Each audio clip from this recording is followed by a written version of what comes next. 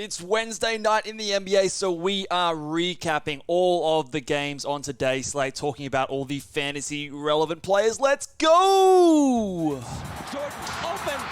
Chicago with the lead. Bryant to Shaq. Not a game. We talking about practice. LeBron James with no regard for human life.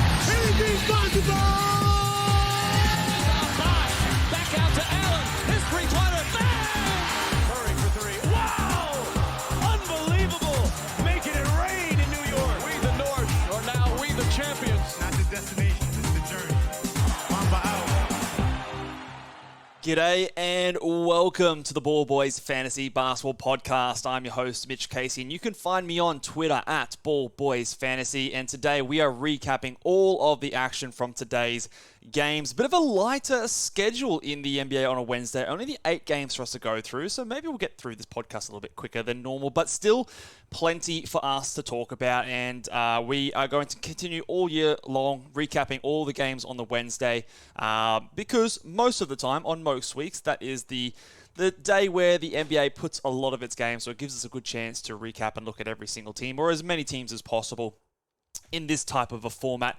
And I have the availability from work to watch a lot of the games, so I have some good up-to-date, at least, opinions. So let's go through, and before we do, there was some news today. We'll go into the games in a second, but news dropped today that Draymond Green is going to be suspended for 5 games after he basically put Rudy Gobert in a sleeper hold and tried to choke him out, essentially, which I was watching that one live yesterday, and just wild stuff. Like, I don't... Draymond, man. I mean, beyond the fact that it was, I guess something that's a bit thuggery to do, it's just stupid. Like, it really is. Like, what's actually going on in an NBA game that you're going to have to really, put someone in a sleeper hold? Like, no one's throwing a punch in the NBA. Like, those days are gone. Like, why do that? I think it's just, in all honesty, the thing that really just comes to my mind is it's just dumb. And he just does dumb things like this, costs his team, and yeah, that's basically all I have to say for it. But he is out for 5 games. I will expect that. I think Steph Curry's also confirmed that he's out for tomorrow's game or tonight's game, whenever you listen to this podcast. So I do believe that Chris Paul will start again. You might also see a Dario Saric starting gig as well. So I think that Saric gets a boost. I think Chris Paul gets a boost as sort of the primary playmaker on that team, with Draymond maybe stealing some of his assists prior to that.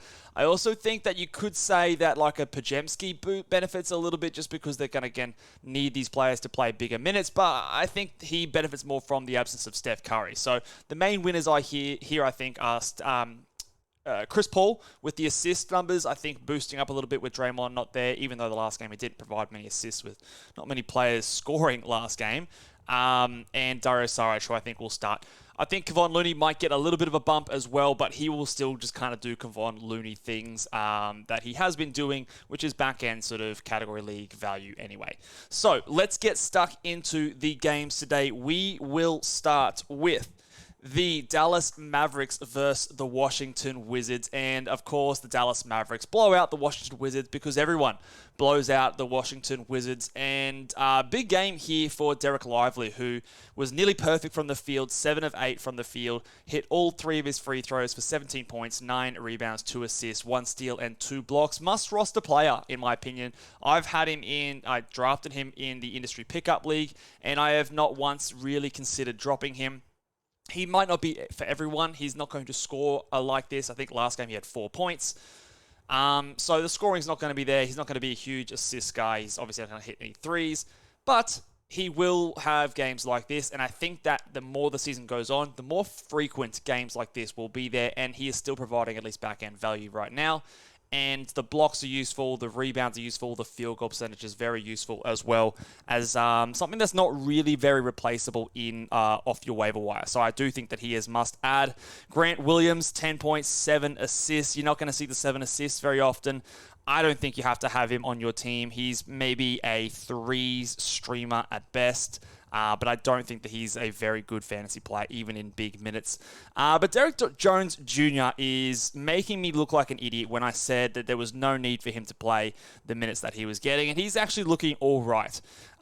He was of the starters the worst, plus minus by +5, but he had 20 points, 7 rebounds, an assist, a steal, and 2 blocks, hitting 8 of 11 from the field and hitting 2 threes as well. So that is definitely a 12-team league line.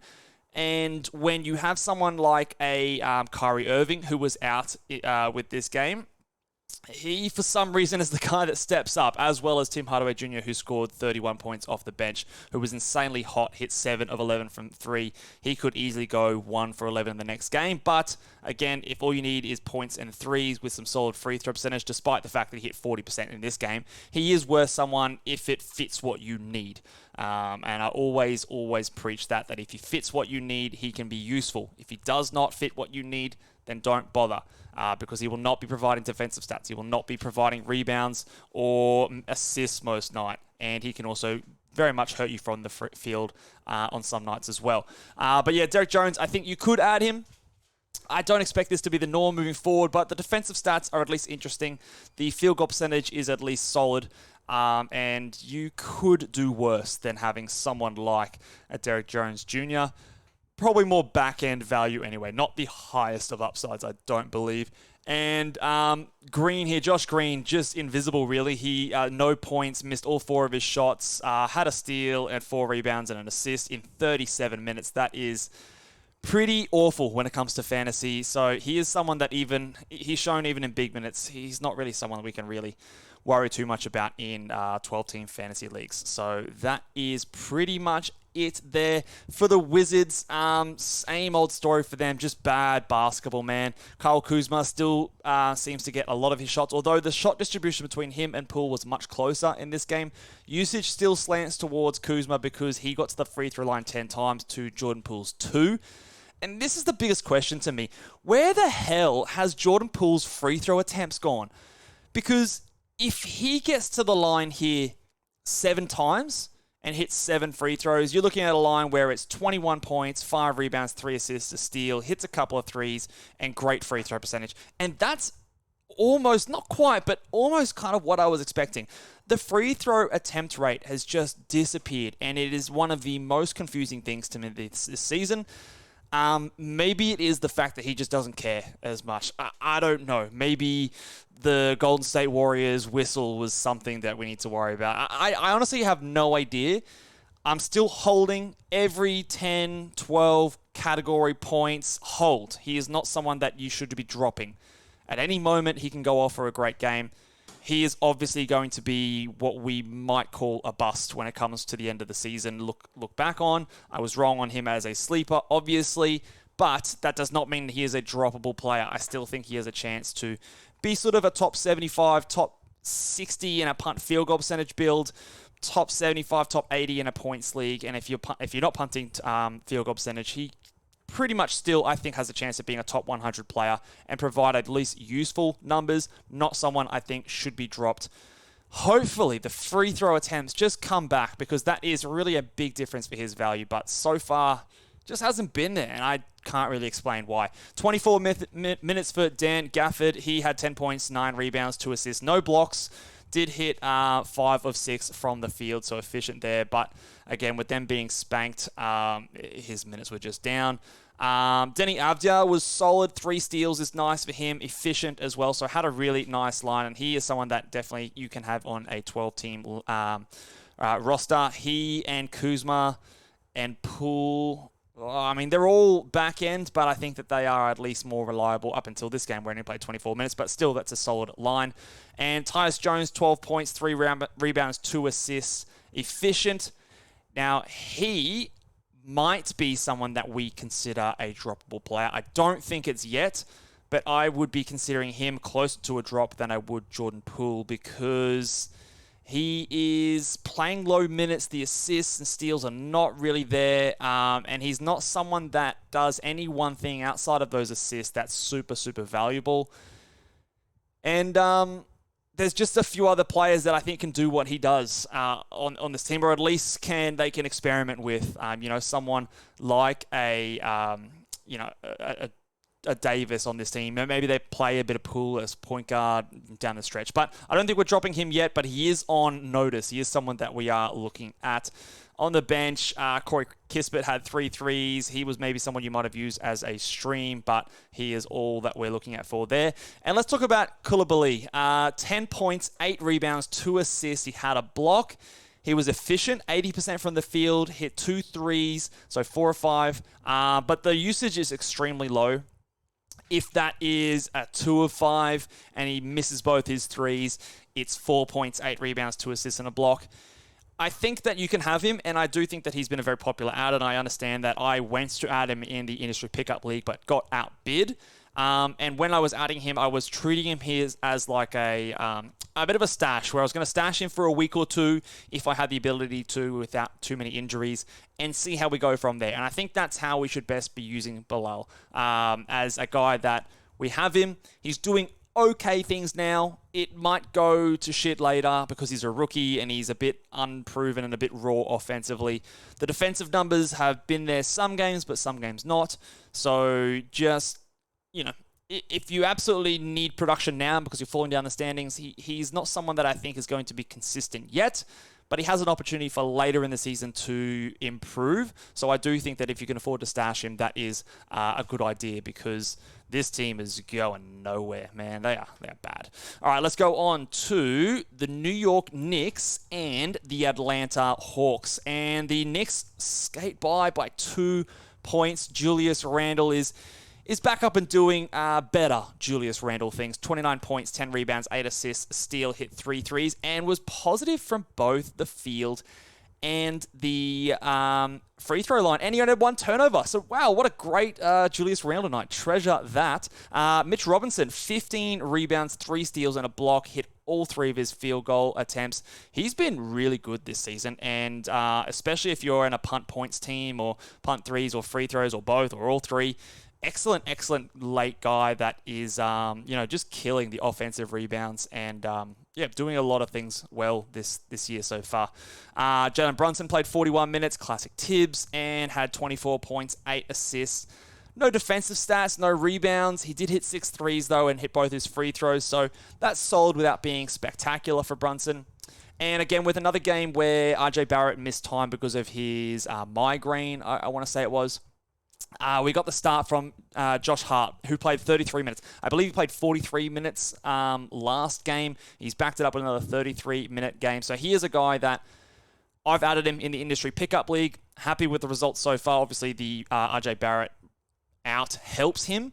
But I do think that a lot of the time, if Grimes, Barrett, or maybe even Brunson, potentially DiVincenzo, if any of those guys do miss time, that Hart will be someone that elevates up. So if you have any ability to stash at all, I do think that Hart is an okay guy to have. He's not a must by any stretch. He is also a guy that won't score a bunch or hit a bunch of threes, but he gets you rebounds, assists, steals, and is solid. So he'll be okay. Remember, though, that RJ Barrett was out in this game, and we haven't really seen him push above 30 minutes when everyone's healthy, but that might be something that we see happen fairly frequently this season, I believe.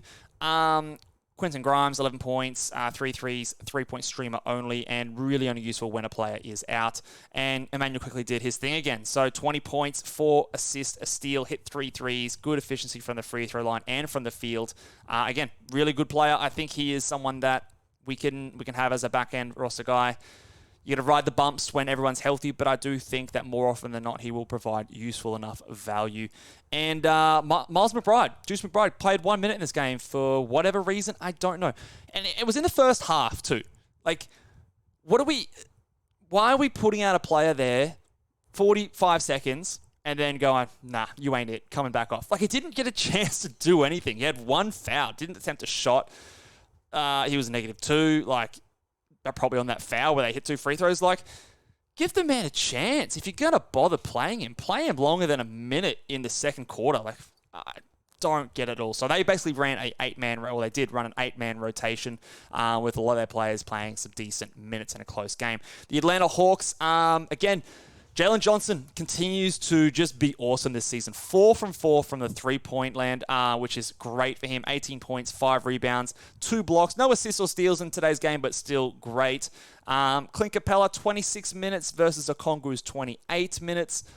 I think this is more or less what we can expect moving forward. Low rebounds for both of them, who both just got monstered really by the Knicks on the offensive boards, with Randall and Robinson basically stealing a lot of their rebounds a lot of the time. So 3 rebounds for Capella and 6 rebounds for Okongwu. Most nights they will get better than that. Trae Young had 15 points, poor from the field and no threes, but did have 17 assists and 2 steals. So obviously the assists, you love to see that. The rest could be a little bit better. And DeAndre Hunter, you can go ahead and drop him. I've dropped him in the industry pickup league. He was looking decent to start the year, but it's the same old DeAndre Hunter. Just is inefficient. The steals have dried up. The rebounds, assists, they're gone. And it's classic DeAndre Hunter time. So you don't need to be holding on to him in category leagues in standard formats. Maybe not even in 14-team leagues. I still have him in one of my 14-team leagues, but I'm considering dropping him for at least a streaming spot because, it's just not reliable for him on most nights. DeJounte Murray came back to earth after having a great game last game with no Trae Young. 13 points, 5 rebounds, 2 assists, and a steal. 17 assists for Trae Young and 2 assists for DeJounte Murray is pretty concerning. You would hope to see that would be a little bit more, at least closer to like a 2/3, 1/3 situation, but not at least in this game. Saddiq Bey was decent, 70% from the field. However, he will not shoot that well, but solid enough. And probably the most impressive performance that I've not talked about is the Bogdan Bogdanovic game. 28 points, hit 4 threes, over 50% from the field, got to the free throw line 8 times and hit all of those with 2 steals and 3 assists. Great game from him. He did it in 29 minutes, and I just think he's someone you can have. I think it's going to be up and down. He is someone that you probably can't expect or rely on him playing more than 30 minutes, but between 25 and 29 minutes a night is reasonable for him. And put it this way, I'd rather have Bogdanovic than Bey and DeAndre Hunter. So if you're talking about priorities on this team, it's Murray, Young, Capella, Johnson, and then Okongwu, and then Bogdanovic is probably that 6th guy on that list of players that I would be looking at, with Bey and Hunter exclusively used as streamers, in my opinion. All right, let's go on to the Boston Celtics with a big win. My boys, big win with no Kristaps Porzingis and no Jaylen Brown, who I believe, what was Jaylen? I think Jaylen Brown was sick, and Kristaps Porzingis had a bit of a knee thing. So we'll keep an eye on this one. I don't think it's very serious, but really encouraging the fact that they beat the Philadelphia 76ers, even with those 2 guys out. Al Horford stepped up. 14 points, 8 rebounds, 3 assists, and 5 blocks, if you don't mind. 4 threes. He's been pretty ordinary to start this season, from a statistical point of view. But a big game here, obviously with no Kristaps, that helps. You can stream him in on days like this, but even then, I'm a little bit less confident. But this, obviously, if you did, was rewarding. Jason Tatum is doing Jason Tatum things. He's getting a lot of steals this year, so hopefully that can keep up for those who drafted him. With a couple of guys out, Derek White stepped up in a big way and saw a bump to his usage. Had 10 free throws, hitting 9 of them for 27 points, 5 assists, and a steal. No blocks, but really, really good line from him. And Drew Holiday had 18 points, 10 rebounds. Would love to see those assists and steals come up a little bit more. He had 3 and 1 here, 2 blocks. He's been getting some good blocks this season. I do think he can be better than he's been. We knew that he was going to take a step back from usage point of view, but I think the efficiency has a chance to grow and the steals have a chance to come back up a little bit as well. So he's solid. And then again, no one really needs to worry about on the bench. Sam Hauser played 39 minutes, 2 threes, probably his worst performance, given the fact he got the most amount of minutes he's had this season. But he is one of the better 3-point streamers in fantasy basketball at the moment. He doesn't do anything else, but if you need threes, he's available in a lot of leagues, and you can usually go and grab him. He was a good streamer for the Monday, Wednesday back-to-back this week. So probably not as useful for the rest of this week, but he was someone that you got a bunch of threes from him for those 2 games. Let's go on to the Philadelphia 76ers, and Tyrese Maxey is still going well. He came back to earth a little bit here. The the field goal fell back, no defensive stats. That's the biggest thing when it comes to Tyrese Maxey's ranking that I think will influence where we view him. I know it's all well and good for him to be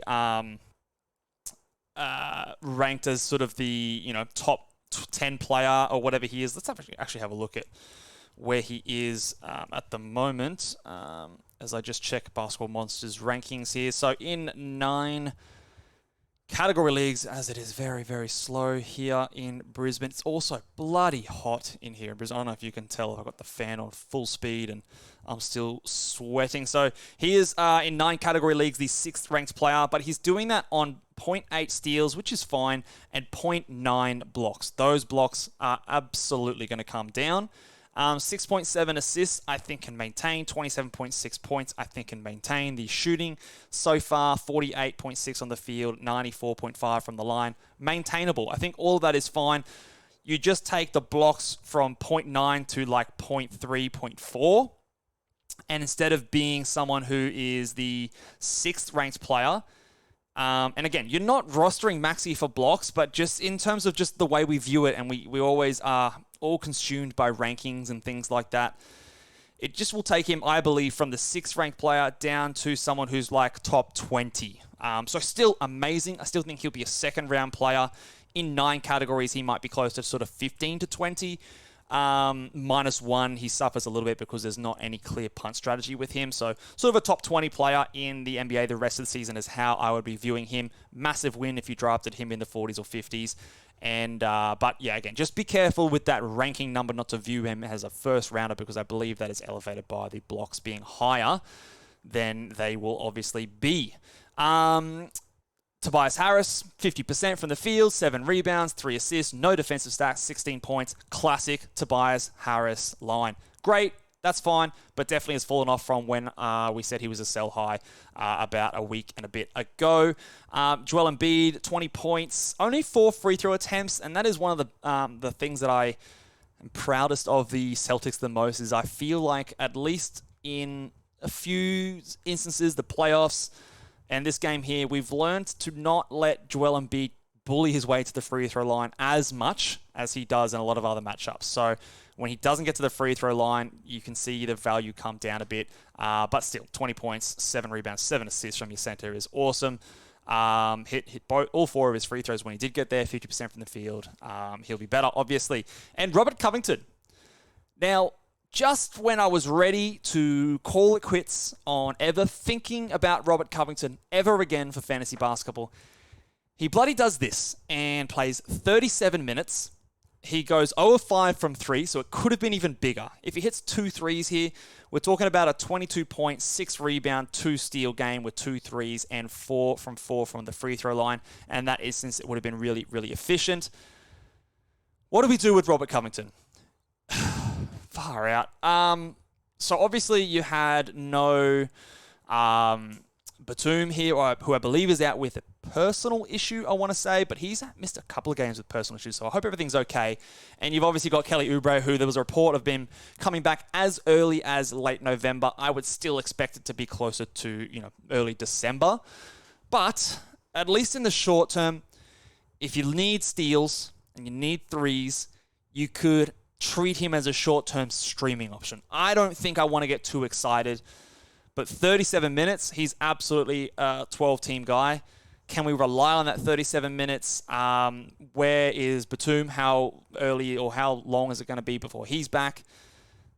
All questions I don't know the answer to, but if you told me he was going to play 35 minutes a night, 100% you'd go and add him. I just don't know if that can be something we rely on. And definitely more of a category league guy than a points league guy. In a points league, I don't think I'd worry. Category league, if you're looking for steals and threes, you could look that way.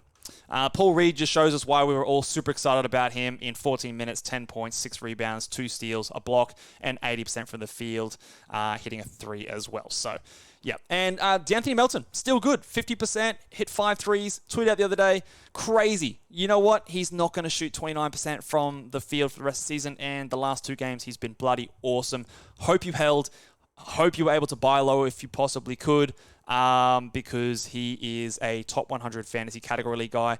He has the potential to be a top 75 player, in my opinion, and things are correcting here. He won't shoot this efficiently every night, but he has the ability to do this from time to time, and the steals, while they weren't there in this game, will be there in the future. Let's talk about the Milwaukee, I don't know why I said it like that, the Milwaukee Bucks and the Toronto Raptors. And it was Dame time today. He finally made their owners feel a little bit more at peace with drafting him in the first round. 37 points, 13 assists, 2 steals, hit 4 threes, 15 of 16 from the free throw line. He's been at least really good from there for the entire season. Massive, massive game.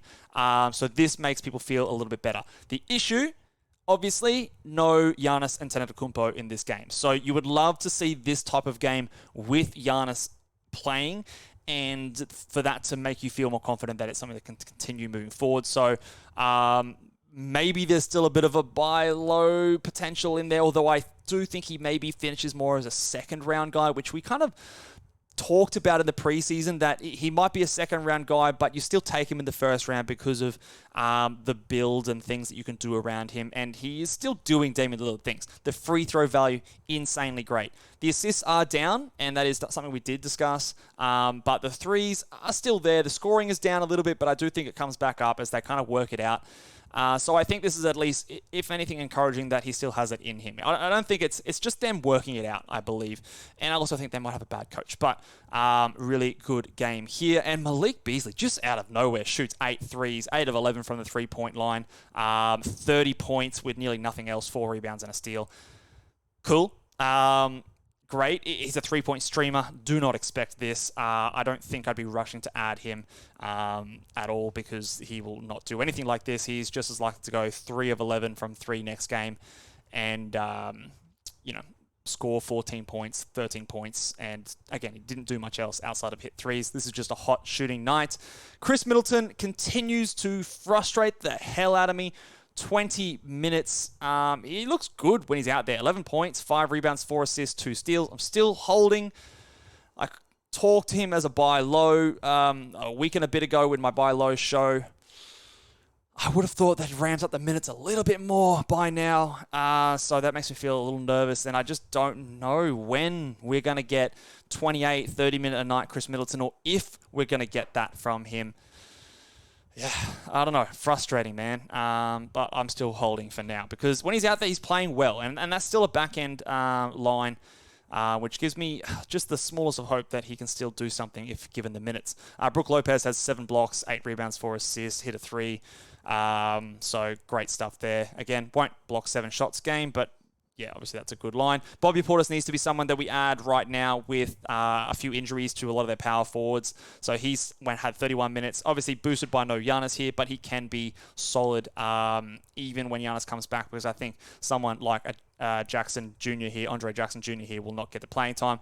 So Bobby Portis' playing time, I think, at the moment will stay high enough, especially in points league. Must have player in points leagues. In a category leagues, if you can use his rebounds and points, then solid, go ahead and add him. The rest of the team we don't have to worry about. The Toronto Raptors, a few things in this game. The first thing I want to talk about here is Jakob Poeltl.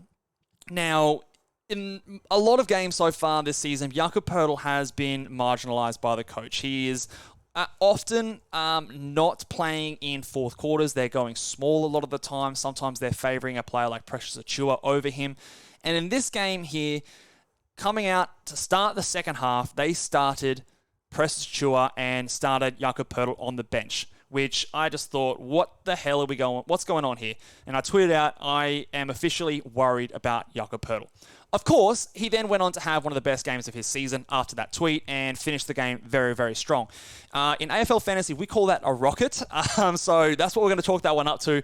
We gave him a good rocket at halftime. He saw the tweet, went, oh, hell nah, I'm getting back out on the court, and he showed me. And to me, that's just good fantasy coaching. So a little tip for you guys out there, send some rockets out if your players or your players' coaches are doing dumb shit. But what does this mean for Jakob Poeltl moving forward? Well, it means that he's still good, and he still is the player that I think he is. 13 points, 11 rebounds. He had an assist. He can do more there. 4 steals, 2 blocks, hit 60% from the field. So if he gets the minutes, he's still Yucca He's still the guy that we wanted him to be. The fact that so far he is averaging, what is he averaging? He's averaging 25 minutes per game. I thought he'd be closer to 28 or 29 minutes a night. All that being said, last year he played 26 and a half minutes and he put up 12 and a half, 9 rebounds, nearly 3 assists, a steal, and 1.2 blocks. So he can still be valuable enough in 25 to 27 minutes a night. Now, you would love for that to be higher. And if it isn't higher, he will not be the value player that I thought he would have been. But he's still useful enough, especially in category leagues, in those leagues where you're punting the free throw percentage or threes. He's still solid enough. So obviously, I don't think you do anything crazy like drop him or anything like that. He might be a buy low if you are on the team that has the punt, free throw, and threes build. But there's a level of concern that I still have, despite a solid stat line, just on how they're using him and just the funkiness of the rotations and things that they're doing with him. So I still am a little bit concerned. It makes me feel confident that it's not him. It's just the coach deciding to do different shit. And we just cross our fingers that they figure it out and figure out that he's a good player and play him more. But it's been a roller coaster. Poor game here from Schroeder. 9 points, 5 assists, 2 steals. 2 steals are nice, but he's been regressing a little bit the last few games with the shooting coming way back.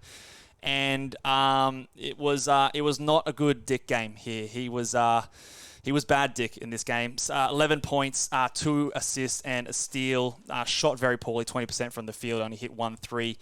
And I don't think we need to worry about him in standard leagues at the moment. It was also a bad game from Pascal Siakam, but not because he didn't shoot very well, but because he didn't shoot. So he had a few games before this where the usage was right back up, and it's come right back down in this game. So I don't really know what that's about. 11 points, 5 assists, 7 rebounds. The 7 rebounds, 5 assists, a block is all fine. The field goal percentage is fine.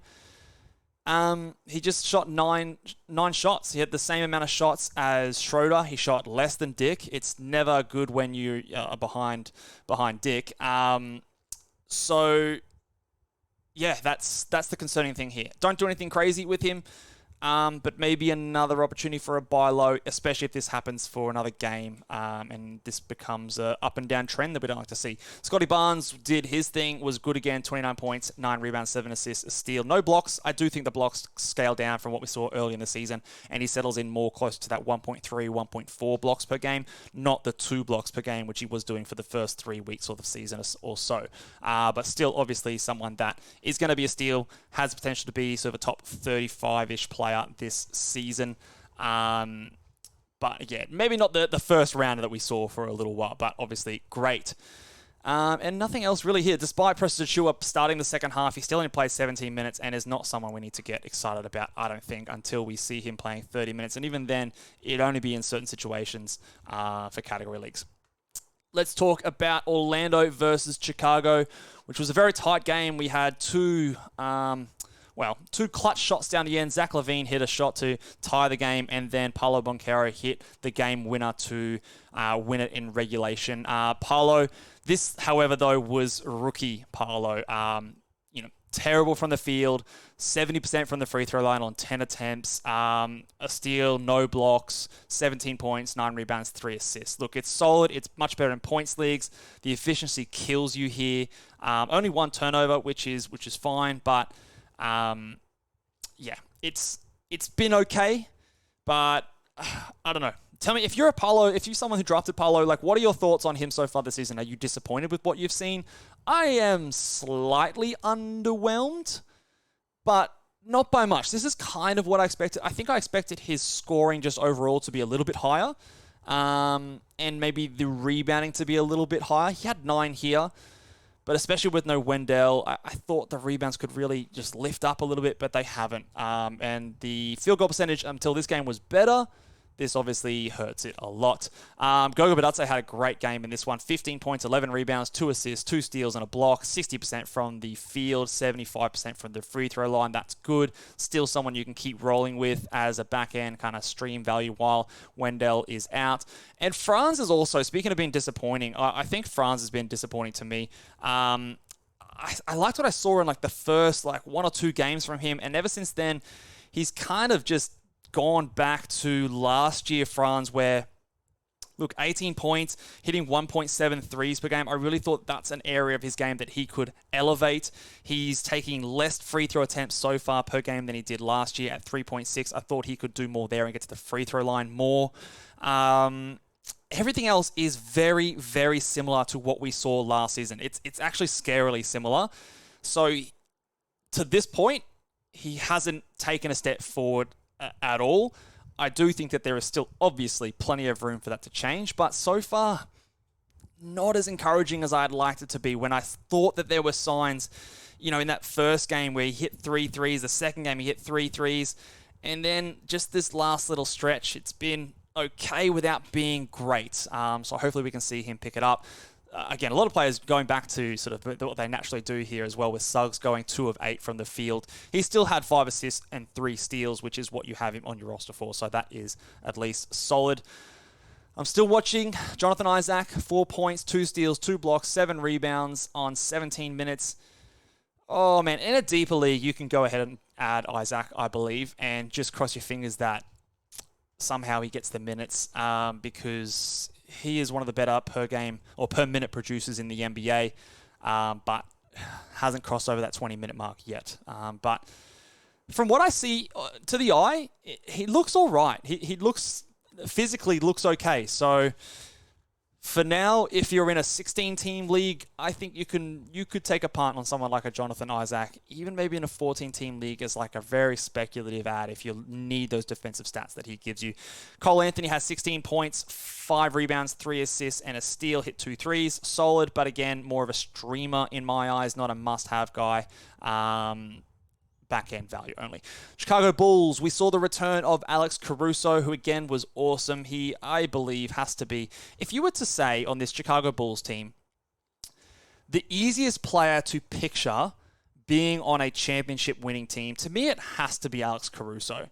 Like, I know that Zach LaVine is probably a better player, clearly a better offensive player, but in terms of contributing to winning basketball, Alex Caruso is that personified. 16 points, 5 of 7 from the field, hit 2 threes, 100% from the free throw line, 5 rebounds, 3 assists, had a block. I swear he had a steal in there. I don't know if they've missed it, but I swear I saw a steal in there as well. But anyway, he'll get a steal most nights. Was really good here in 24 minutes. In 24 minutes, he's fine. I have him in my industry pickup team, added him, and obviously he missed the last 2 games. Didn't drop him because I do think that he can have sustained value, assuming you can handle him missing games from time to time. Zach LaVine, disappointing, had only the 19 points, 3 assists, not very efficient from the field. 4 threes is nice. It's just underwhelming for Zach LaVine. Vucevic, pretty mid as well, 17 points, 9 rebounds, 3 assists, a block, less than 50% from the field, hit 1, his only free throw. Mid, I'd say. I mean, this is kind of what I expect from Vucevic. It's solid. It's good. To be honest, it's good. It's not great, and that is fine. Patrick Williams got 32 minutes. He did have the defensive stats, so if players are out, you can stream him for defensive stats. Overall value, however, I don't know. Maybe. I don't know what to make of Patrick Williams. I'm pretty out on him long term, but every now and again he can have a decent night. So that's kind of where we are at here with him. Let's move on to the Phoenix Suns and the Minnesota Timberwolves. And about an hour before the game, Bradley Beal was ruled out with back soreness. Now, they have described Bradley Beal's back injury as back spasms, is what I have seen it been labeled as.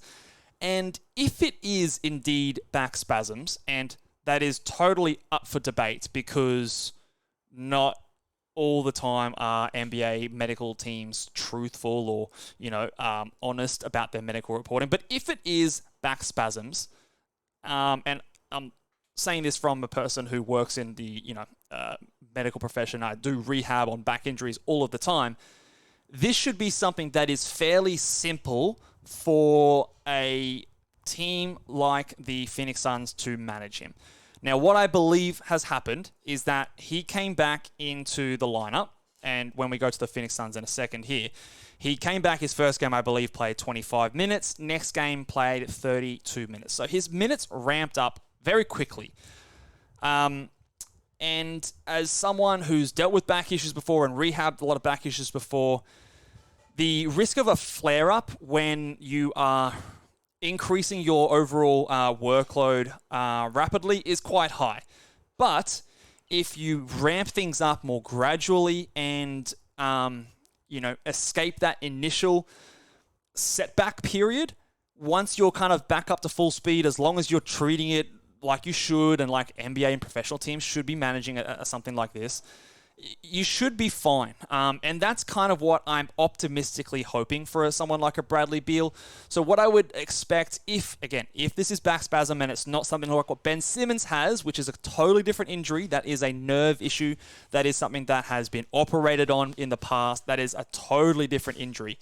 But if it's a soft tissue back spasm, then he should be able to return, I believe, in the near future. But when he does come back, if they're smart, and this is what we actually would hope for as NBA fantasy managers, is that the minutes start at 24, then they go to 26, then they go to 28, then 30, and they build up more gradually, and they don't just go 24, bang, 32 next game, 35 the next game, because that's where you're going to have these stop-starts with someone like a Bradley Beal. So that's my read on the situation. I could be totally wrong. It could be a completely different injury that they're just not actually explaining to us.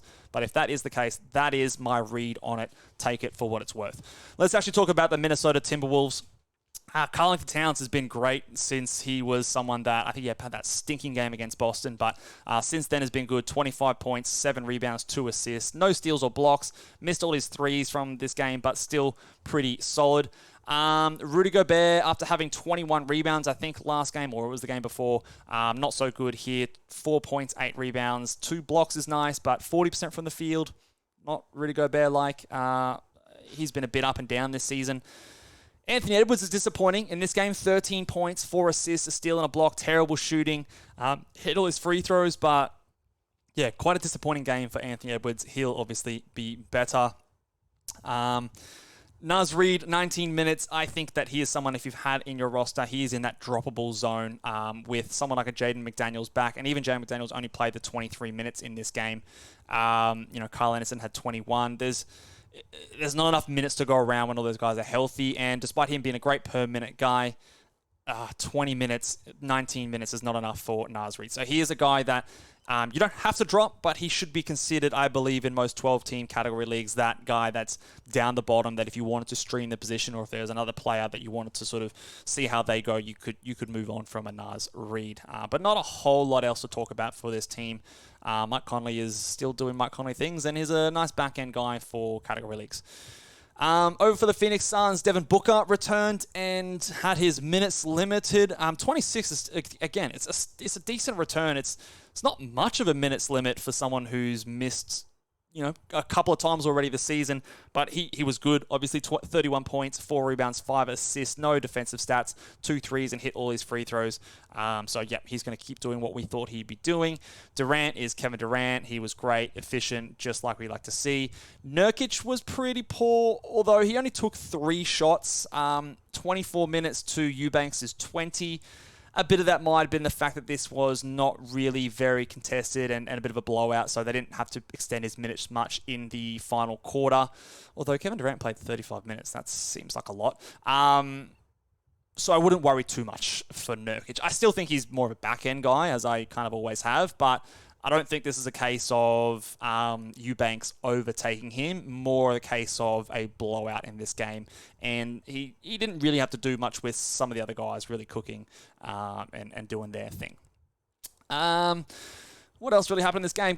Grayson Allen had 3 threes, 3-point streamer only, not really someone you have to have on your team. And Eric Gordon, again, a point streamer when one of Beal, Booker, Durant is out, but as soon as all 3 of those guys are there, and even if 2 of them are there, he's not someone you really have to have on your team. And that's pretty much it for this game. Let's move on to the last couple. We've got the Lakers and the Sacramento Kings.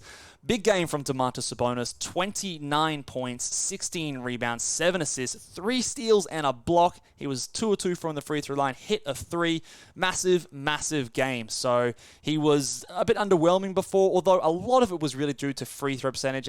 And to be honest, we all should have known that he's not the best free throw shooter. He's been worse, but again, that's kind of how season averages work. Sometimes you'll have some poor stretches, sometimes you'll have some good stretches.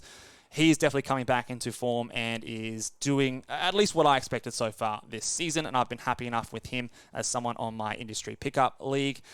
Fox has been great since coming back. 4 steals from him, 28 points, hit 3 threes, and looks really, really good for this team. Kevin Huerter is still on a hot streak. If you can get anything for him, a top 100 player, I would take it. Don't think you'll be able to, but you could try. He might still be able to maintain back end appeal, but he's not going to do this. 28 points, 6 of 11 shooting from 3. The 7 assists is also a big surprise with 2 steals. A lot of surprises in this game for him. So a great game, obviously, but a sell high in my opinion. And Keegan Murray was a bit down in this game. 9 points, 6 rebounds, 2 assists, 2 steals. The thing that I would be concerned about the most here is actually just the usage. Now, he had 9 shots. Harrison Barnes had more than him. Huerter had nearly double the amount of shots as him. So the usage is, to me, the more concerning thing, the fact that he shot 33% from the field. I want him shooting more than that. And if that is something that continues, that is not a good thing. Now, I think he went off for a stretch here with an injury, took a heavy hit to his gut. So I think he'll be fine. He came back into the game. But, yeah, just something to monitor if the usage stays down a little bit. For the Lakers, LeBron James, big game for him. He kind of led the charge with a semi-comeback at the end there, though it was too little too late. 28 points, 10 rebounds, 11 assists, 4 steals, and a block. Efficient, hit threes. Great LeBron James game. Anthony Davis, you can't say the same thing, though. 9 points, 9 rebounds. Had 4 blocks, which is great. But yeah, just kind of got dominated by Sabonis in this one. 33% from the field. Again, only 9 shots, so his usage was well down. 5 turnovers. Just maybe it's the back-to-back factor, but then again, like freaking 40-year-old LeBron played back-to-back, and look at his numbers. So yeah, not great for Davis. He'll be better, obviously, but disappointing. And D'Angelo Russell, he's been really good this season, much to my surprise. I'd have to think, what's his actual numbers for the entire season? I'd have to think they're pretty good, and they should cool down a little bit, but let me double check in case I'm just talking out of my ass here. Yeah, so he's been the 50th ranked player at 9-cat rankings. 1.8 turnovers is not him. 48% from the field is probably not him either, although he has been playing well and looking good. So maybe he ends up being a bit of a steal. I think he is a bit of a sell high, but try to get sort of like that top 60 value back for him, because there is a chance he's like a top 80 guy this season. The assists, I think, are replicatable. The points and threes are nice, but I do think the 0.7 blocks is obviously going to come down. I think the turnovers will come up and the field goal percentage goes down. But looking solid, and I think his role is very secure. Austin Reeves, 34 minutes off the bench. He had 8 assists and 11 rebounds, 1 steal. The shooting was poor, missed all his threes, so he'll be better than this. But someone that I was never super high on, I still view him as a guy that's around that 100-ish mark. He's a must-roster player, don't get me wrong, but I was never of an idea that he's going to be massive this season. He'll shine in games where LeBron and or Davis miss time, and he elevates up the pecking order when it comes to his usage, because that's where he really thrives, in being an efficient scorer, because, again, the defensive stats are not going to be there. Cam Reddish was good with 5 steals, but he's really a stream-only player. He was a nice stream because of the back-to-back, but now I think if you have him, you can go ahead and drop him. I wouldn't be rushing to the waiver wire to add him. He's usually pretty empty, and you can just look at last game where he put up 8 points and basically nothing else. And Rui Hachimura still sucks. Christian Wood is bad and played 9 minutes, so I don't have to worry about him. Just not much contribution from the bench in this game. They really rode the starters for a lot of minutes here, and so not too much else to discuss. The final game, the Portland Trailblazers versus the Cleveland Cavaliers, and my boy Evan Mobley, great game from him. 21 points, 12 rebounds, 3 assists, 1 steal, 3 blocks. Very efficient from the field. Poor from the free throw line. Didn't hit a 3, but we knew that about him moving into the drafts, or at least I hope you did. 35 minutes. Great game from him. This is more of what I can hope for and expect from him moving forward. I still want the usage to come up. Maybe it doesn't happen as long as Donovan Mitchell and Darius Garland are on this team, but I still think that he is someone that has a floor of basically a top 40 player, top 35-ish player this season. And I still stand by, I tweeted out my dynasty rankings, the top 20. I still stand by the fact that I've got him about 16 or 17. I think that as soon as, he's top 2 in usage in an NBA team, he's still got first round potential in my eyes, and he's doing pretty well, I think, this season. Not maybe quite reaching my expectations, but I don't think he's been disappointing at all, to be honest. Jarrett Allen's minutes are starting to come up, 29 minutes here, and I think that's about where he's going to sit. 11 points, 9 rebounds, had 3 blocks, was a perfect 3 of 3 from the field, and he hit 5 of 6 of his free throws. So, to be honest, if this was a regular kind of stat line that we see from Jarrett Allen, I wouldn't be shocked. I think this is definitely usable, but not exciting, I think. So I think this is, again, more or less what we can expect from him moving forward. His minutes had been lower. I sort of wondered whether or not that was because they were still ramping him up or if he was just going to be playing fewer minutes. It is a little bit higher here, and there was a little bit of garbage time at the end, so maybe he gets to 30 minutes if there wasn't a little bit of garbage time.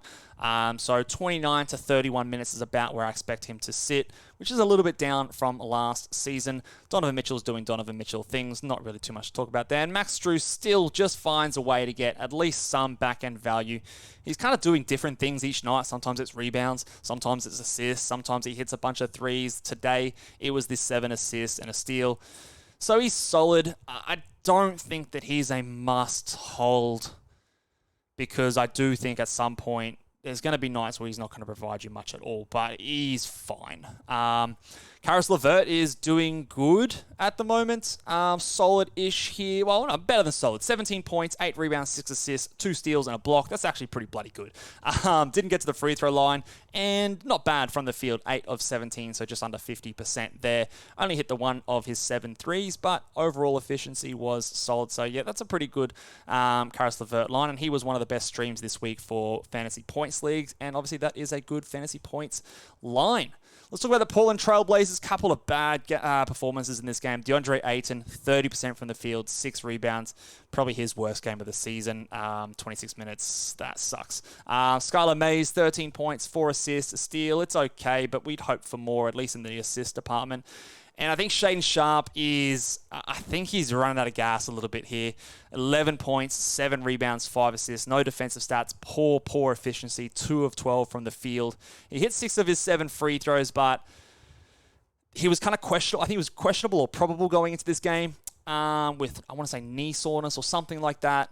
He's been playing and logging huge minutes and asked to do a lot on this team. I can foresee a night off in his future just because he has been doing a lot and a lot more than he probably expected or the team expected to begin this season. I've been very impressed with what I've seen from Shaedon Sharpe. I think that growth and elevation in the other things in his game has been evident. But I do also think that he has maybe overextended himself, at least this early in the season. So I think fatigue and those heavy minutes are catching up with him a little bit here. So I think we could be seeing a night off for him shortly. Really not much else to talk about here. Jeremy Grant did Jeremy Grant things, 17 points, not much else, 2 steals. It's fine. Kamara started, but don't think we have to worry about him in category 12-team or even points leagues either. He's not the best fantasy game. Couple of decent lines on the bench here, but again, it's a bunch of garbage that I don't think is really meaning much to us when we reflect back on it. All right, done in under an hour here, guys. That's a new record for these podcasts. Obviously, 8 games, so we can get through them a bit tired. Next week, we've got another 14-game slate. Hooray! Which we will go through, obviously, every week on the Wednesday night. But thank you very much for tuning in, guys. Make sure you guys hit the big thumbs up button on the YouTube if you're watching over there. Hit subscribe on YouTube or on podcast. Give us a 5-star rating and review. And until next time, guys, we will catch you later. Bye.